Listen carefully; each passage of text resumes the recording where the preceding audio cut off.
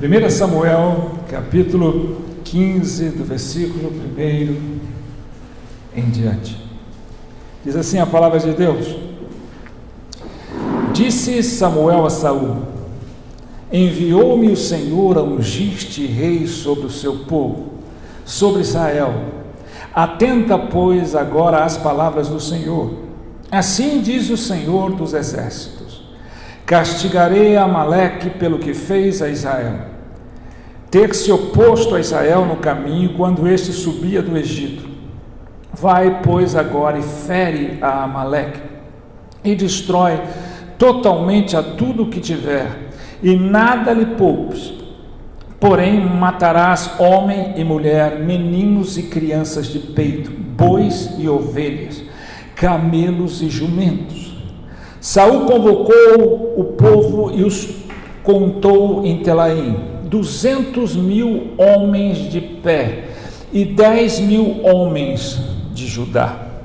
Chegando, pois, Saul à cidade de Amaleque, pôs emboscadas no vale, e disse aos queneus: Ide-vos, retirai-vos e saí do meio de amalequitas, para que eu vos não destrua juntamente com eles, porque usastes de misericórdia para com todos os filhos de Israel quando subiram do Egito. Assim os queneus se retiraram do meio de amalequitas. Então feriu Saul os amalequitas, desde Avilã até chegar a Sur, que está de frente do Egito. Tomou vivo a Agag, rei dos amalequitas, porém a todo o povo destruiu a fio de espada. E Saul e o povo pouparam Agag, e o melhor das ovelhas e dos bois, e os animais gordos e os cordeiros, e o melhor que havia, e não os quiseram destruir totalmente, porém toda coisa vil e desprezível destruíram. Então veio a palavra do Senhor a Samuel, dizendo: Arrependo-me de haver constituído Saul rei, porquanto deixou de me seguir e não executou as minhas palavras. Então Samuel se contristou e toda a noite clamou ao Senhor. Madrugou Samuel para encontrar a Saul pela manhã, e anunciou-se àquele: Já chegou Saul ao Carmelo, e eis que levantou para si um monumento, e dando volta, passou e desceu a Gilgal. Veio, pois, Samuel a Saul, e este lhes disse: Bendito sejas tu do Senhor, executei as palavras do Senhor. Então disse Samuel: Que balido, pois, de ovelhas é este nos meus ouvidos, e o mugido de bois que ouço? Respondeu Saul: De Amaleque os trouxeram, porque o povo poupou o melhor das ovelhas e dos bois para os sacrificar ao Senhor teu Deus.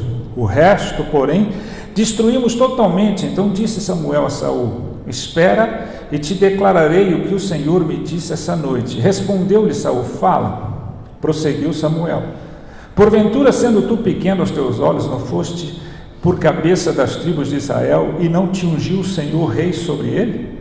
Enviou-te o Senhor a este caminho e disse: Vai e destrói totalmente esses pecadores, os amalequitas, e peleja contra eles até exterminá-los. Porque, pois, não atentaste à voz do Senhor, mas te lançaste ao despojo e fizeste o que era mal aos olhos do Senhor.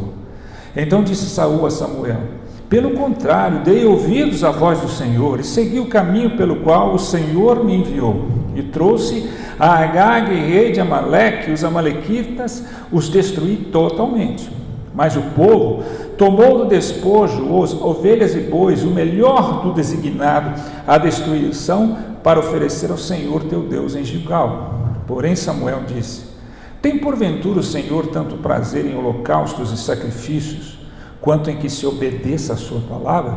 Eis que o obedecer é melhor do que o sacrificar, e o atender melhor do que a gordura de carneiros, porque a rebelião é como o pecado de feitiçaria, e a obstinação é como a idolatria e culto a ídolos do lar. Visto que rejeitaste a palavra do Senhor, ele também te rejeitou a ti, para que não sejas rei. Amém? Vamos ter uma palavra de oração. Ó Deus, obrigado pela leitura da tua palavra, pelo livre acesso a ela. Fala conosco, Senhor. Ó Espírito Santo, leva a tua palavra além das fronteiras da nossa mente, da nossa percepção humana externa, e leva ao nosso coração, podendo dar frutos que glorifiquem o nome de Deus. Em nome de Jesus, fala, Senhor, fala que nós precisamos te ouvir. Amém. Amém.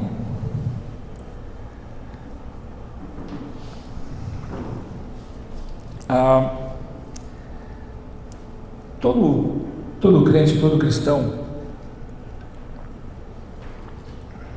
deve ter por finalidade, por propósito, por objetivo, alcançar um nível mais excelente de relacionamento com Cristo Jesus, com Deus. Se o objetivo de um crente não é esse principal, então ele está ainda fora de propósito. Mas para que alcancemos um nível de relacionamento pessoal, íntimo, real, profundo com Cristo, há uma condicionante fundamental, essencial, que é a obediência. Quando nós lemos no Evangelho de João, capítulo 14, versículo 21, ele diz o seguinte: aquele que tem os meus mandamentos e os guarda, esse é o que me ama, e aquele que me ama será amado do meu Pai. Então eu o amarei e me manifestarei a ele.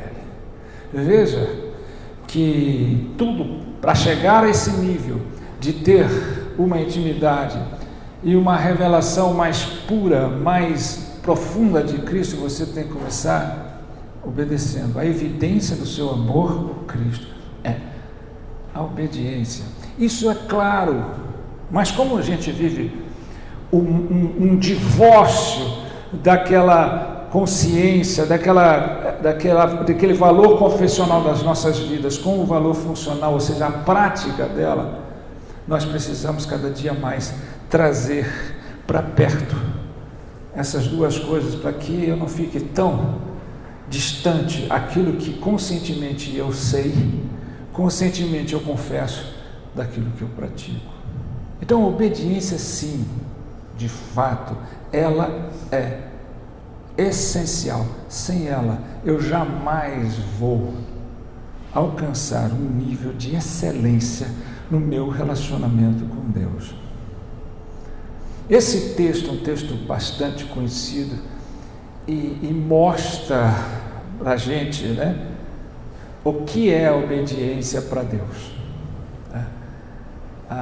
Você pega Deus, aqui o texto fala, porque Deus vem e o povo de Deus não achando que precisava de um símbolo físico para reinar Israel, porque todos os outros povos tinham reis, não bastava Deus, não, eles tinham que ter alguém, aí tanto que Deus, mesmo não querendo, entendendo que Deus é suficiente, foi e ungiu Saul para ser o rei de Israel.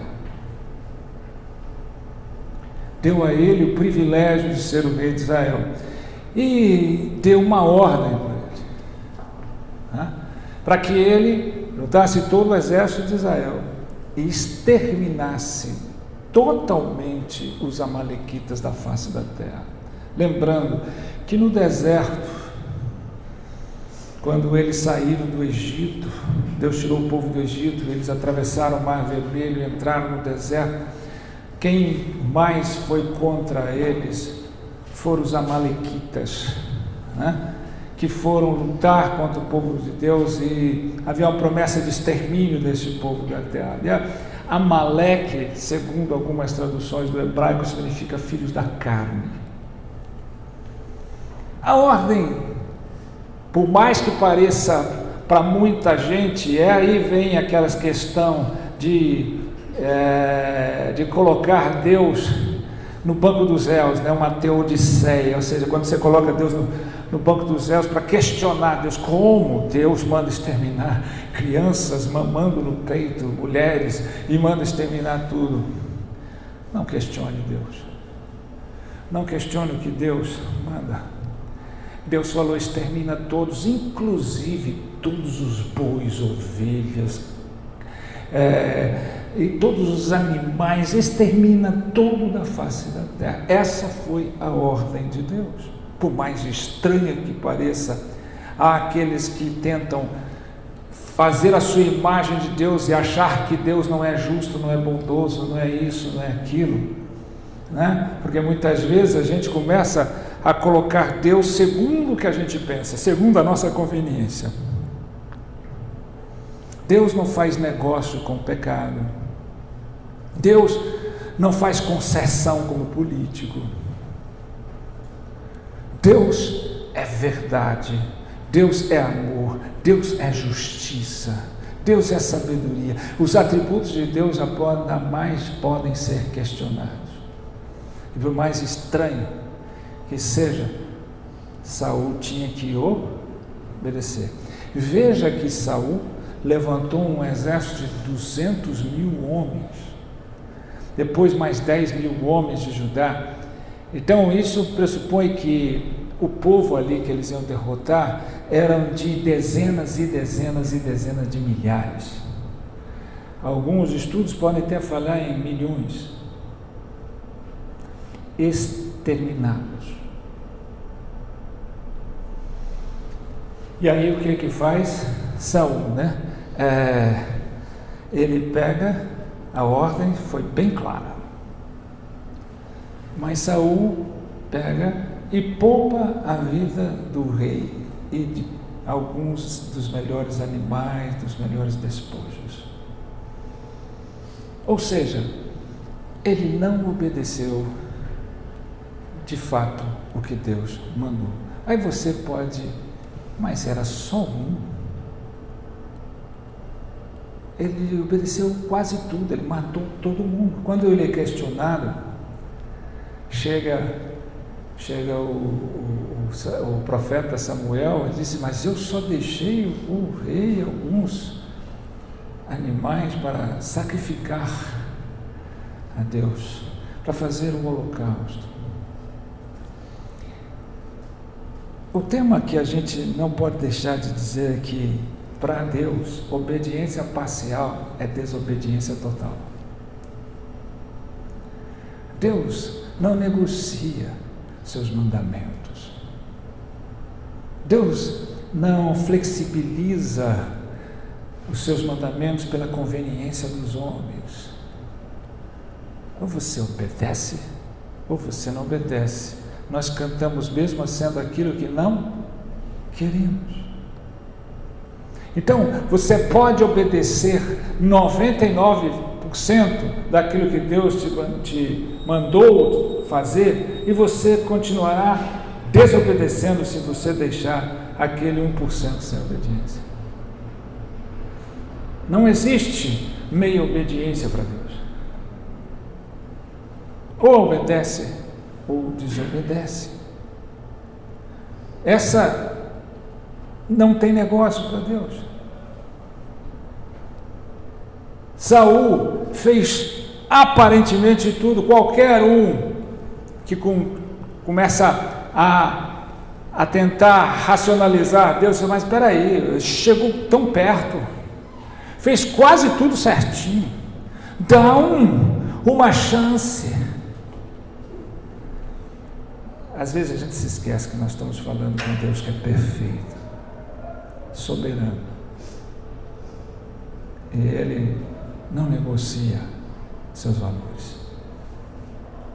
Então essa é a primeira coisa que Saul fez, né? Ele obedeceu parcialmente. Ele fez quase tudo, mas não tudo. Ele tinha uma ordem específica, ele tinha uma diretriz específica, e ele não obedeceu. O segundo ponto aqui, né, é que quando o profeta chega, ele começa a racionalizar. Não, o povo pediu, eu fiz tudo que Deus mandou, só deixei o rei, o único vivo, e aqueles animais, para que a gente pudesse fazer sacrifício ao Senhor, holocausto, porque a gente não precisava usar os nossos, usava o melhor do despojo da guerra. ele racionalizou. E isso é que é o problema da desobediência, a racionalização. As pessoas desobedecem a Deus quando eles começam a racionalizar, né? Por exemplo, por que as pessoas, na maioria das vezes, se divorciam? Porque ele começa a racionalizar. Não estou feliz.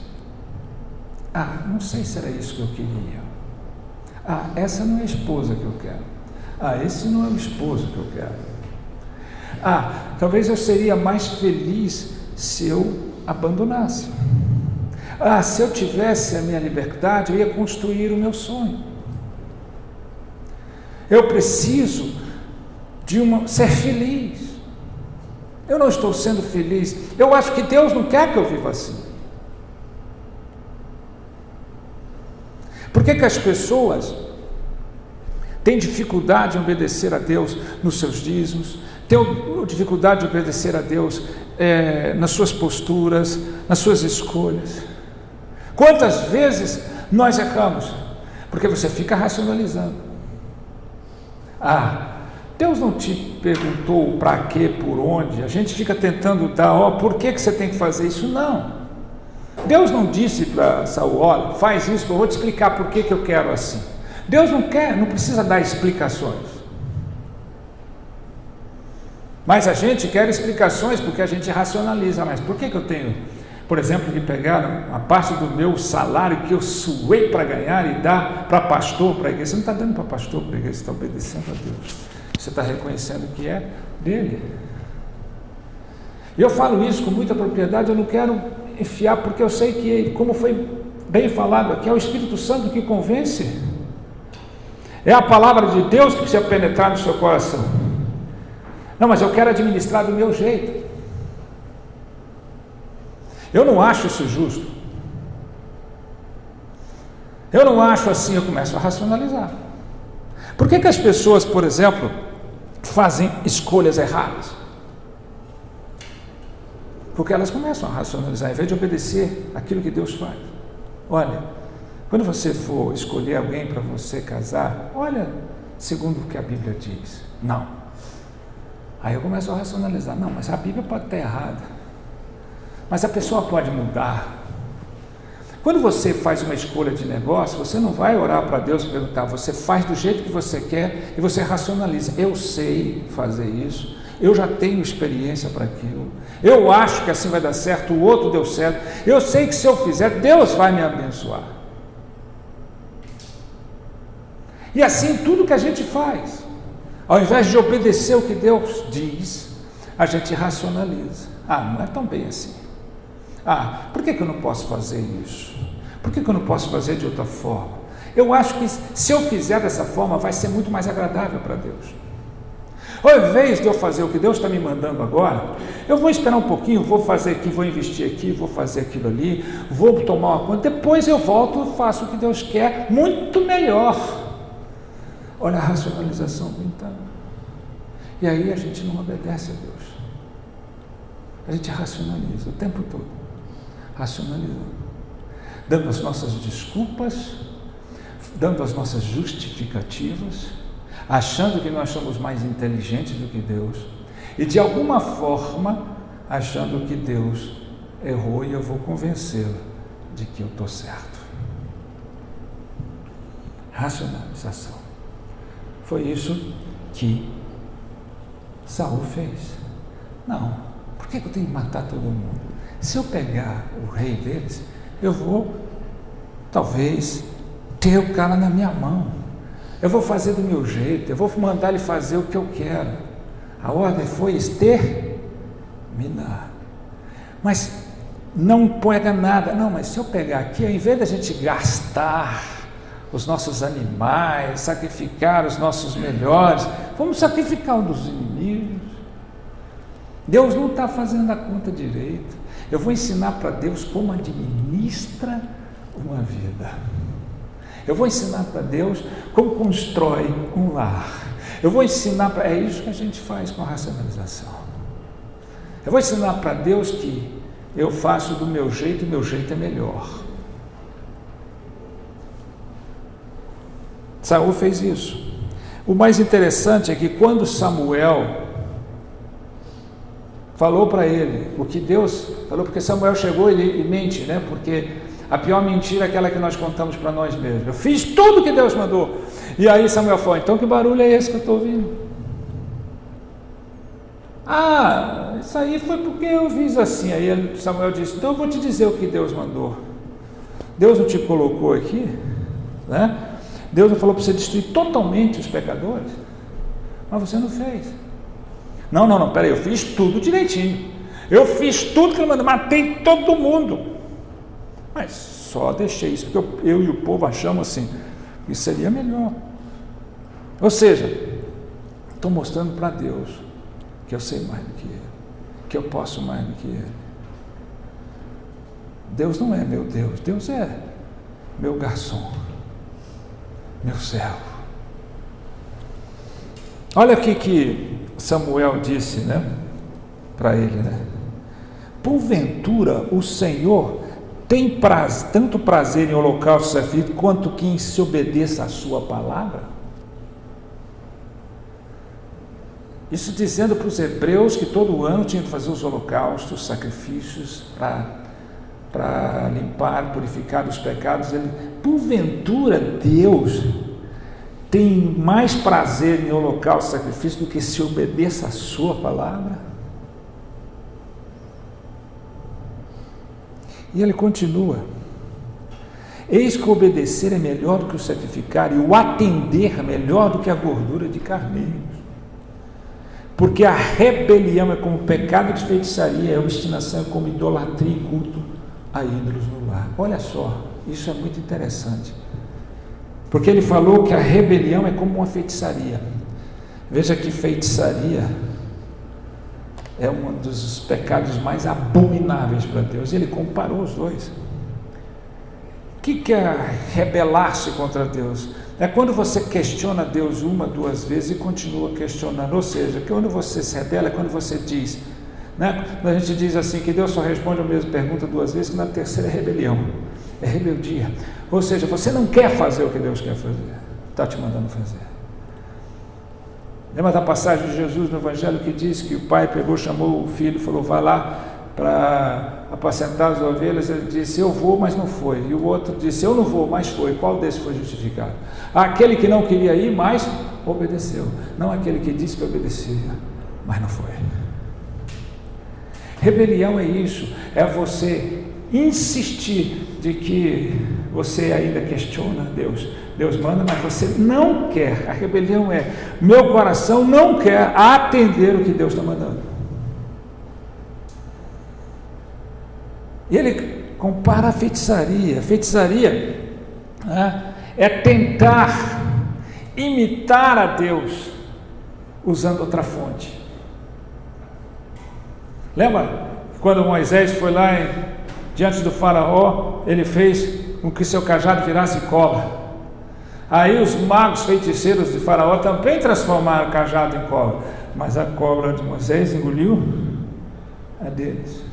Eles podem tentar imitar a Deus, eles podem tentar fazer coisas extraordinárias. Os feiticeiros fazem coisas, mas é tudo ilusão, é mentira, e a fonte não é Deus, a fonte é o diabo. Tem muita gente buscando adivinhos, feiticeiros, agoureiros, né? E Deus abomina, e ele compara isso aqui, né?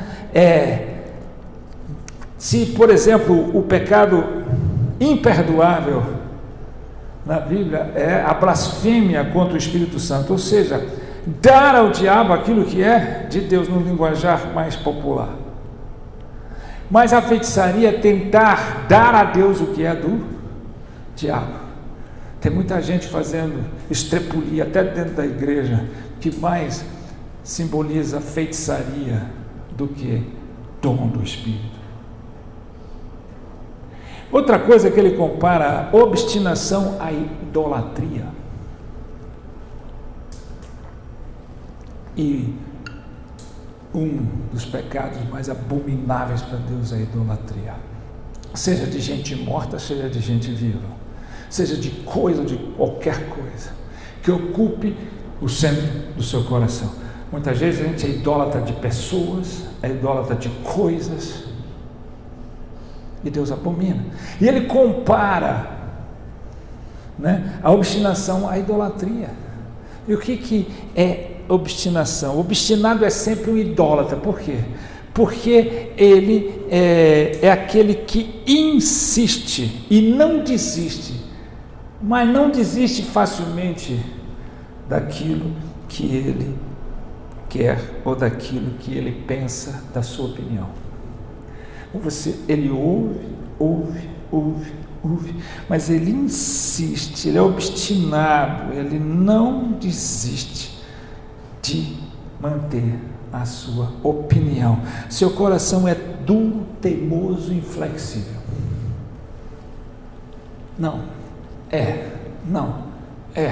Mas quando você vê, ele faz do jeito que ele quer. Ele sempre arruma um jeito de fazer do jeito que ele quer e não obedece o que Deus determina. Ele é um obstinado. Saul era obstinado. E aqui Deus está falando que isso é comparado à idolatria. Isso é comparado à idolatria. Veja, nós falamos outra vez que tem 3 tipos de pessoas, né? Tem aquele que a gente fala, é falado na forma científica, né? Que é autorreferência, que é você fazer o que os outros querem. A ego-referência, que é você só fazer o que você quer. E esses 2 tipos de pessoas muito comuns no mundo, que é o mais comum, eles são inautênticos, eles não têm autenticidade, mas existe o terceiro, que é a teorreferência, que é fazer o que Deus quer. Esse é o único que encontra autenticidade. Você só encontra autenticidade na vida quando você faz a vontade de Deus. Não existe ninguém mais, um ser só foi perfeito na terra, que foi Jesus Cristo. Foi um ser autêntico. E o que ele disse? Eu vim para fazer a vontade do Pai. Então, muitas vezes a gente não percebe a inautenticidade. Não somos de fato cristãos autênticos, porque não fazemos a vontade do Pai, mas fazemos a vontade de alguém ou a nossa própria vontade. Então, eu quero combater o fato de eu só querer fazer, que é patológico, a vontade dos outros, fazendo só a minha vontade. Estou errando do mesmo jeito. Viro um obstinado, né? Um teimoso, alguém que insiste e persiste na sua opinião e não deixa ela mudar. Vai encontrar alguns artifícios para tentar justificar a sua própria opinião. O obediente não é aquele que faz o que quer, é aquele que faz o que Deus quer. Seja em qualquer situação. Então, a gente confunde autonomia e liberdade. Liberdade não é fazer o que você quer, liberdade é fazer o que Deus quer. Autonomia sim é fazer o que você quer. E o verdadeiro crente obediente não é aquele que tem autonomia, mas é aquele que vive a teonomia, que é a vontade de Deus em sua vida, nele, por ele, para ele. É assim que nós fomos chamados. É engraçado, porque nós começamos falando que sem obediência você nunca chegará a um nível de relacionamento excelente, pessoal, íntimo e real com Deus. Porque a obediência precede a intimidade. Da mesma forma que nós temos um exemplo de Saul aqui, claro, evidente, nós temos um exemplo contrário de Abraão.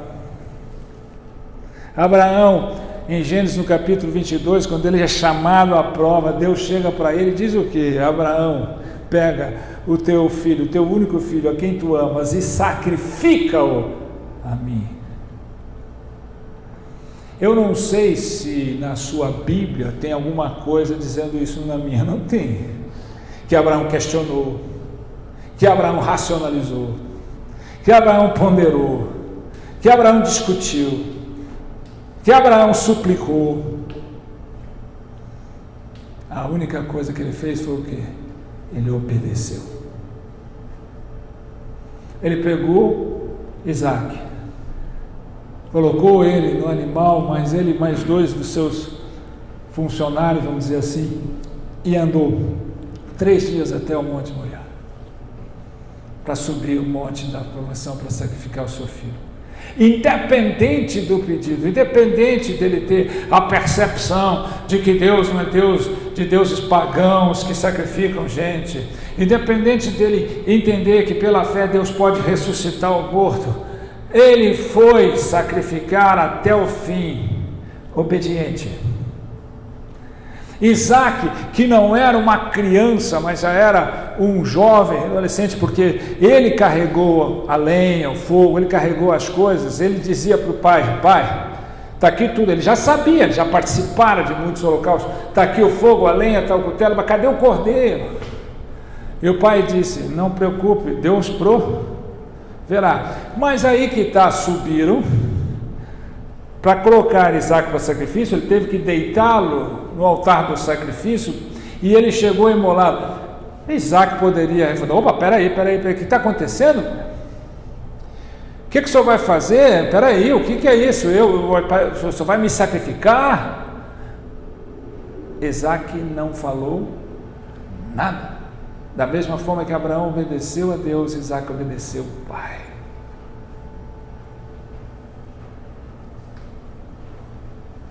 Você vê a diferença? Deus mandou que ele matasse o inimigo de Deus, independente daquilo que nós achamos. Fica parecendo aqueles filmes de violência, né? Quando os caras matam todo mundo, aí no fim o artista ou a mocinha do filme mata os bandidos, aquele bandido que matou todo mundo, que não tinha maldade só no coração. Aí ela decide não exterminá-lo, porque ela é boazinha demais. Aí ela vai embora, o inimigo levanta e quase mata o outro e acontece o desastre. Né? Às vezes a gente racionaliza: não, eu não vou fazer isso. Deus mandou exterminar o inimigo e ele não exterminou. E aí Deus pega agora e pede chamar Abraão e manda ele exterminar o filho, e ele obedeceu. A palavra de Deus diz que Abraão é o pai da fé, porque fé não anda desacompanhada de obediência. Ele disse: Abraão obedeceu e foi-lhe imputado por justiça ser chamado de amigo de Deus, ou seja, obediência, intimidade, amizade, relacionamento real e verdadeiro. Desobediência, nós vamos ver no fim, né? Saul obedeceu parcialmente, e o que aconteceu com ele? Ficou amigo do fracasso, foi rejeitado para sempre. Abraão obedeceu totalmente e não foi amigo do fracasso, foi amigo da promessa, foi amigo de Deus, e ele alcançou as promessas de Deus, né? Enquanto um foi amigo do fracasso, o outro foi abençoado. Veja o quanto é importante a gente pensar nisso. Quantas vezes a gente faz isso. E tudo aquilo que é contrário a Deus, tudo aquilo que me afasta de Deus, não tem que ser escondido, não tem que ser parcialmente, tem que ser exterminado. Tudo aquilo que Deus manda e determina tem que ser executado. Não pode ser parcialmente executado. Então veja que a desobediência ou obediência parcial, ela nos leva ao fracasso, ela nos leva à destruição, ela nos leva à perda das promessas de Deus. E veja o perigo que é racionalizar os mandamentos de Deus. Eu estou falando isso com muito amor e com muito cuidado. Às vezes a gente fala isso e parece uma exortação, uma admoestação, sempre não. Isso aqui é palavra, evangelho. porque eu sei o quanto é difícil para nós. O quanto é difícil exterminar do nosso coração a racionalização. O quanto é difícil para nós que falamos sobre fé andar por ela. O quanto é difícil referenciar Abraão e não ser como Saul. Abraão errou. E nós sabemos quantas vezes ele errou. E isso não foi suficiente para tirá-lo da presença de Deus. Isso não foi suficiente para ele deixar de ser amigo de Deus. Eu estou fazendo apologia ao erro. Não, eu estou dizendo que há uma diferença entre o fato de errarmos como o fato de desobedecermos. O erro faz parte da presença do pecado ainda existente em nós, e nós temos que nos arrepender, e arrepender verdadeiramente, né? Davi errou muito, mas ele nunca deixou de ser um homem segundo o coração de Deus, porque obedecia a Deus. Errou como homem, pagou caro as consequências dos seus erros, das suas falhas pecaminosas. Abraão também, mas não deixou. Agora, Saul desobedeceu uma ordem efetiva de Deus. Ele obedeceu parcialmente o que Deus tinha mandado para ele fazer, e ele foi retirado, ele foi rejeitado por Deus. Então há uma diferença enorme, gente. Eu erro, vocês erram. Eu lido com os meus erros todos os dias, e só diante de Deus. Eu falei outro dia aqui que quanto mais você busca a santidade, quanto mais você busca a proximidade com Deus, né? Essa proximidade com Deus traz um descontentamento, uma insatisfação plena daquilo que você ainda não é. Você fica mais insatisfeito com aquilo que ainda você não é. Então, erramos, mas o erro que eu cometo pelo estado pecaminoso da minha natureza não é comparado a eu obedecer parcialmente aquilo que eu sei que Deus está determinando para mim. Cuidado com a sua rebelião, seja em qualquer área. Talvez você está pensando que eu só estou falando na parte do dízimo. Talvez você possa entender que quando Deus fala sobre o dízimo, não é só sobre o sustento, sobre isso, é porque Ele sabe exatamente aonde a coisa pega. Porque parece que é nas posses, nas coisas que você tem, que você não pensa que vem de Deus, mas é em todas as áreas. Obedeço só por parte. Se você sabe o bem que deve fazer e não faz, comete pecado. Então, Deus não tem conversa com rebelde. Você jamais vai encontrar intimidade com Deus se você se rebela contra as ordenanças dele. Se você só faz o que você acha que é. Se você racionaliza com Deus. Da mesma forma, quando você vive obstinado, teimoso, mantendo. Eu conheço tantas pessoas que não mudam suas opiniões há são anos, e continuam mantendo obstinadamente a sua opinião dura e flexível. Não, eu acho que é assim, eu penso que é assim que eu acho.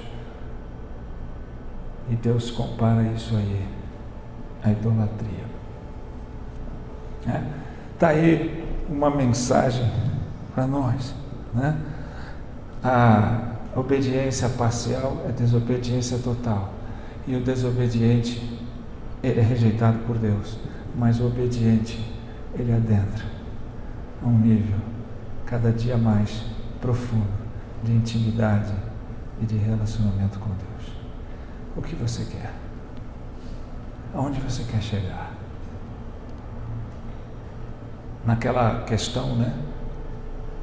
Admitir Deus, qualquer um pode. Reconhecer e ser reconhecido por Deus, você precisa estar totalmente envolvido. Totalmente envolvido. Não gosto de me envolver. Eu só envolvo parcialmente. Você nunca vai reconhecer Deus na sua vida. Todos nós. Todos nós. Né? Então, lembra sempre disso. Né? Não se esqueça. Não está aqui imputado o fato de você errar. Cada erro que você comete, cada pecado que você comete, você tem a oportunidade de se arrepender, de se prostrar, de se derramar diante de Deus. Agora, está explícito aqui, a desobediência. Aquilo que você sabe que tem que fazer e não faz. Aquilo que Deus determina em sua palavra, você não ouve. Termino dizendo o que o profeta disse, né? Porém Samuel disse: tem porventura o Senhor tanto prazer em holocausto e sacrifício, quanto em que se obedeça a sua palavra. Não vamos viver um evangelho da religiosidade, né? Eu poderia dizer, parafraseando aqui o pastor Augusto Nicodemos, ele disse: eu não tenho vergonha do evangelho, eu tenho vergonha dos evangélicos. Vamos ficar de pé e vamos orar.